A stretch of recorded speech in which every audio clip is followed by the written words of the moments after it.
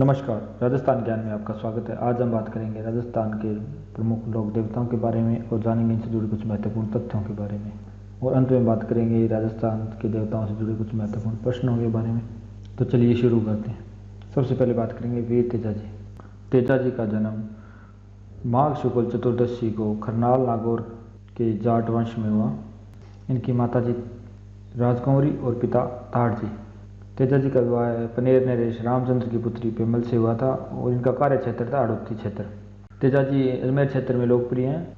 इन्हें जाटों का आराध्य देव कहते हैं और इन्हें कृषि कार्यों का उपकारक देवता, गायों का मुक्तिदाता, काला व बाला का देवता आदि उपनामों से भी जाना जाता है। अजमेर में इनको धोलिया वीर के नाम से भी जाना जाता है। इनके पुजारी घोड़ला कहलाते हैं।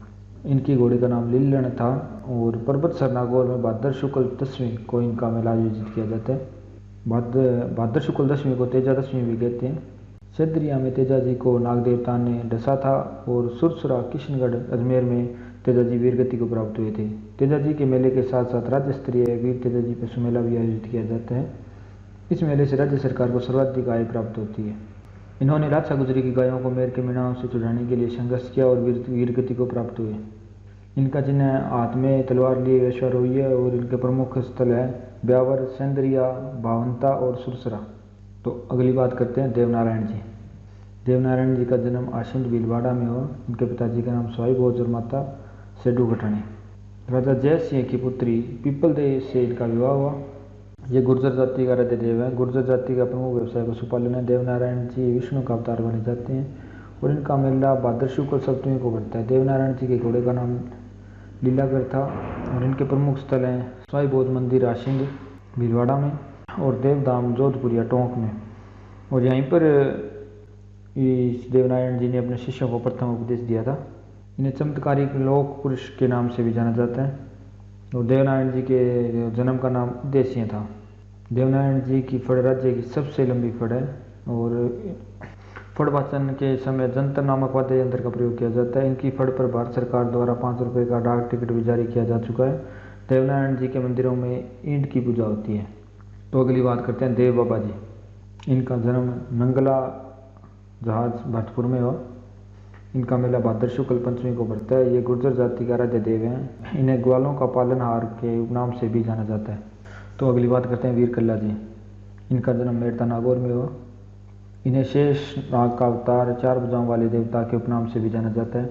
इनके गुरु का नाम भैरवनाथ था और 1567 ईस्वी में चित्तौड़गढ़ के तृतीय शाक्य के दौरान अकबर से युद्ध करते हुए वीरगति को प्राप्त हुए।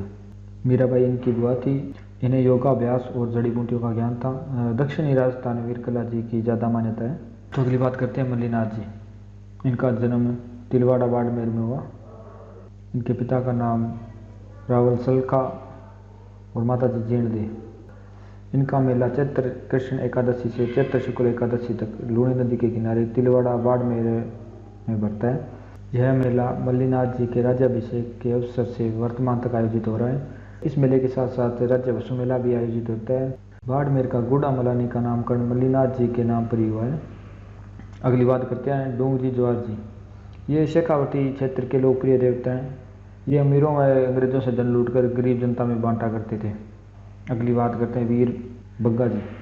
ये जाखड़ समाज के कुल देवता माने जाते हैं। इनका जन्म जांगल प्रदेश बीकानेर के जाट परिवार में हुआ। मुस्लिम लुटेरों से गाय छुड़ाते समय वीरगति के प्राप्त हुए।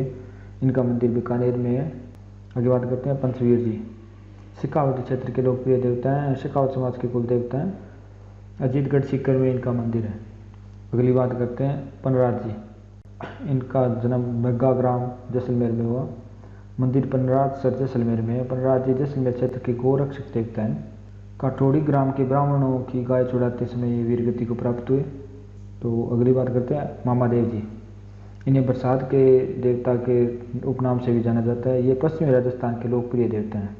मामादेव जी को खुश करने के लिए भैंस की बलि दी जाती है। इनके मंदिरों में मूर्ति के स्थान पर लकड़ी के बने कलात्मक तोरण होते हैं। तो अगली बात करते हैं इलो जी। इन्हें छेड़छाड़ वाले देवता के उपनाम से भी जाना जाता है और जैसलमेर पश्चिमी क्षेत्र में लोकप्रिय हैं। इनका मंदिर इलो जी जैसलमेर में है। तो अगली बात करते हैं तलीनाथ जी। इनका वास्तविक नाम गांगदेव राठौड़ है और इनके गुरु थे जालंधर नाथ। इन्होंने गांगदेव को तलीनाथ नाम दिया। पंचोट ग्राम जालोर के पास पंचमुखी पहाड़ पर घुड़सवार के रूप में बाबा तल्लीनाथ जी की मूर्ति स्थापित है और तल्लीनाथ जी ने शेरगढ़ जोधपुर ठिकाने पर शासन किया। आगे बात करते हैं भूमिया जी।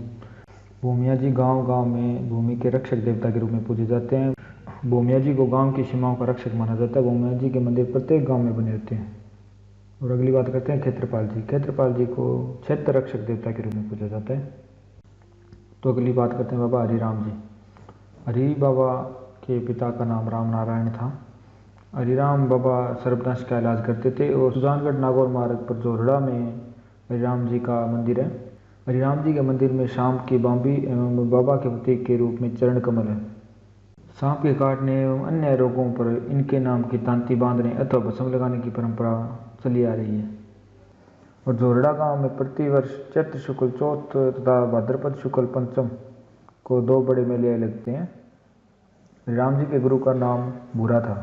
तो अगली बात करते हैं केसरिया कुंवर जी। केसरिया कुंवर जी का जन्म ददरेवा चूरू में हुआ।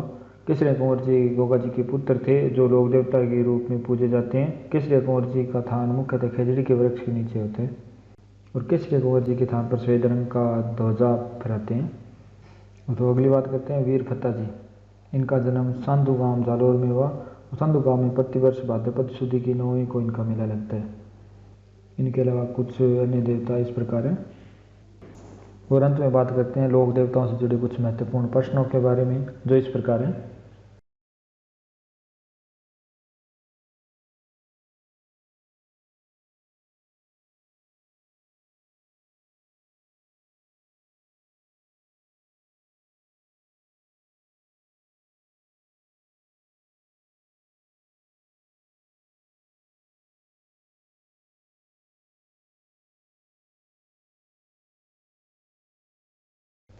लोक देवताओं में अभी के लिए बस इतना ही। जय हिंद, वंदे मातरम।